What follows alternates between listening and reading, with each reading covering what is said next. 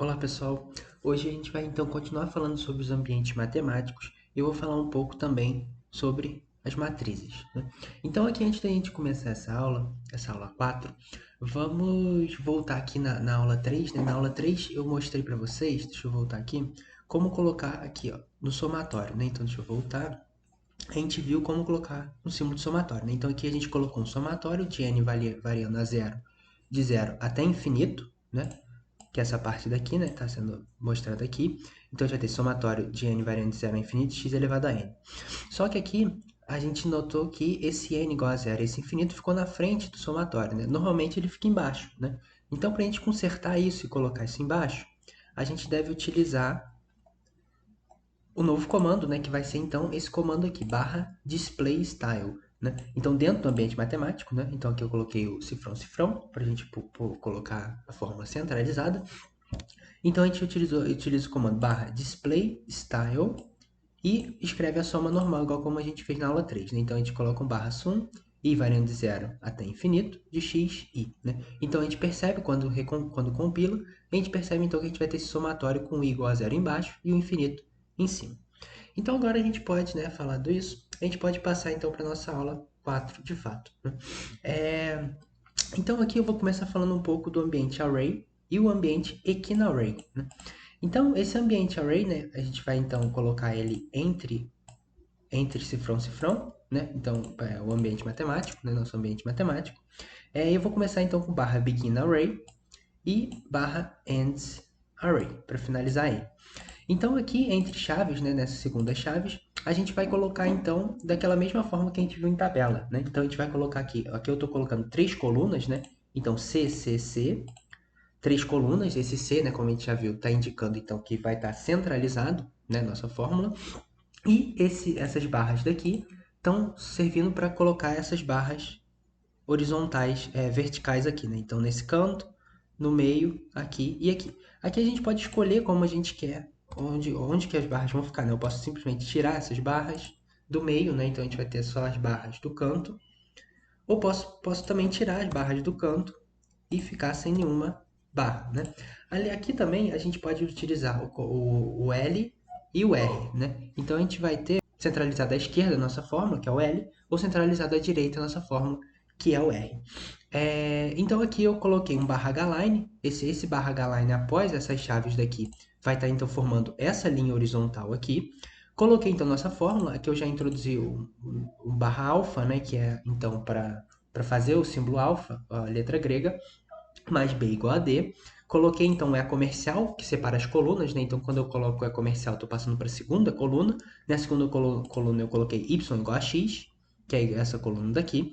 E depois, no próximo E comercial, eu coloquei X ao cubo mais 5. Então a próxima coluna, X ao cubo mais 5.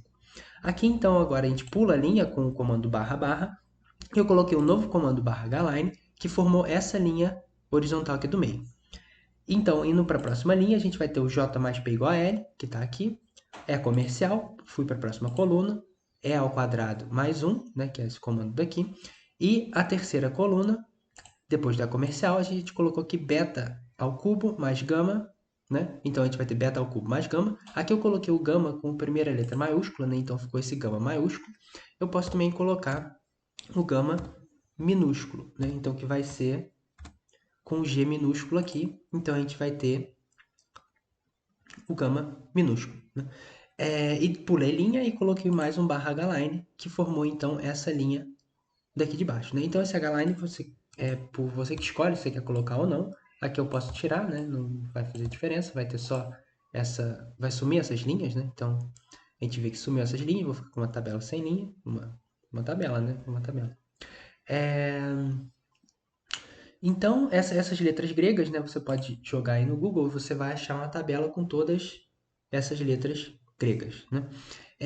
A gente também pode utilizar o outro ambiente, aqui eu vou dar um Ctrl+C, Ctrl+V, que é o ambiente Equinarray, né? Então, esse ambiente aqui, a gente vai colocar aqui Equinarray, né? Então, Equinarray. Então, esse ambiente Equinarray, a gente também vai utilizar, ele também é uma matriz, né? É uma tabela, né? Só que a gente não precisa colocar esse segundo essas segundas chaves aqui, né? Por quê? Porque ele já é definido como sendo um ambiente array, né? Com 3 colunas. Ele já é pré-definido com 3 colunas, e ele é numerado, né? Então vamos ver aqui como é que funciona, né? Então aqui eu deixei dessa mesma forma, né? Então aqui a gente já tem 3 colunas, essa primeira coluna, essa segunda coluna e essa terceira coluna.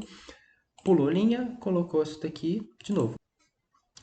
Aqui então a gente vai colocar o nosso ambiente aqui na array, né? Então aqui na array, faltou o N daqui, então com esse N aqui. Então nesse ambiente aqui na array, a gente vai ter então dessa forma daqui, né? Então a gente percebe que ele ficou numerado, né? Então aqui a gente vai ter essa primeira linha ficou numerada como 1.2 e a terceira linha como 1.3. E como a gente já sabe, se a gente não quiser numeração, a gente simplesmente coloca um barra no number, né? Então se eu recompilo aqui, a gente vai ver onde que vai tirar essa numeração.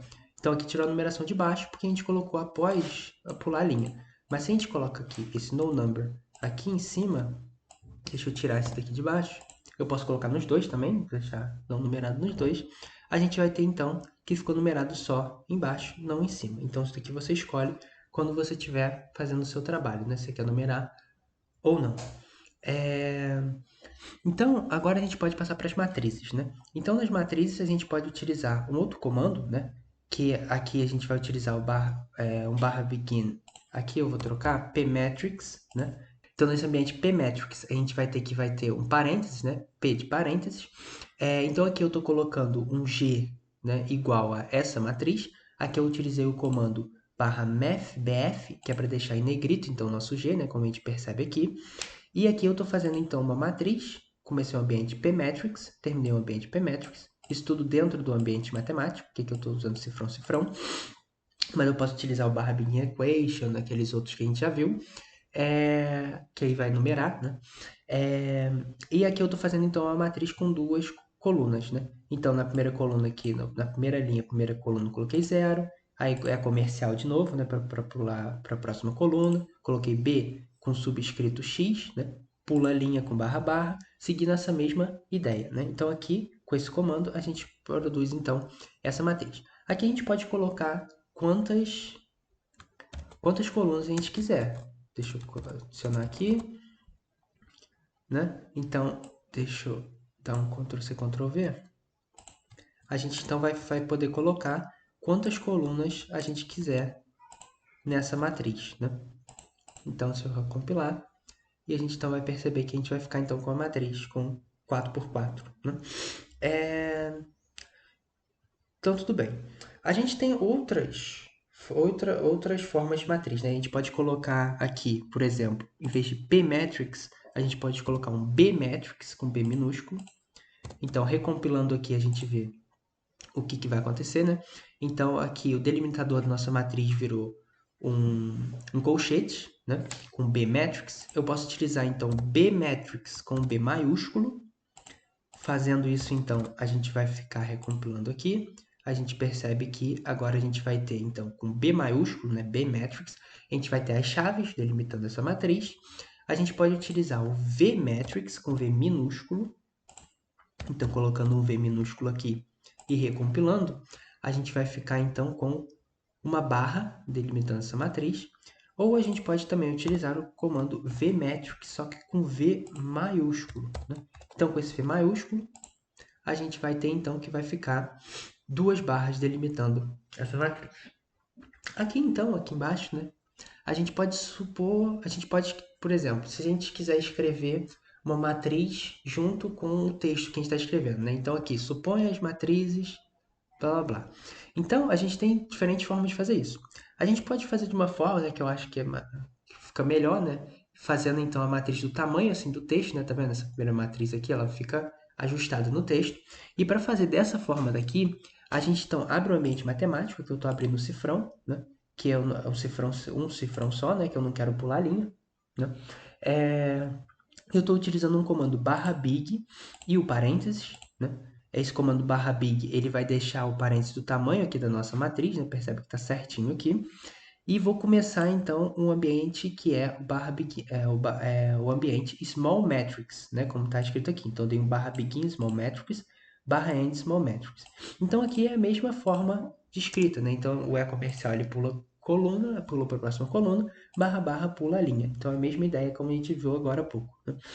É, então, uma segunda forma de escrever essa matriz é simplesmente colocando, então, o nosso parênteses e utilizando o small matrix, né? Então, eu fiz essa mesma matriz, só que a gente percebe, né, por conta que não tem esse barra big antes do parênteses, a gente ficou então com esse parênteses pequeno, né? Então, ele não fechou a matriz toda.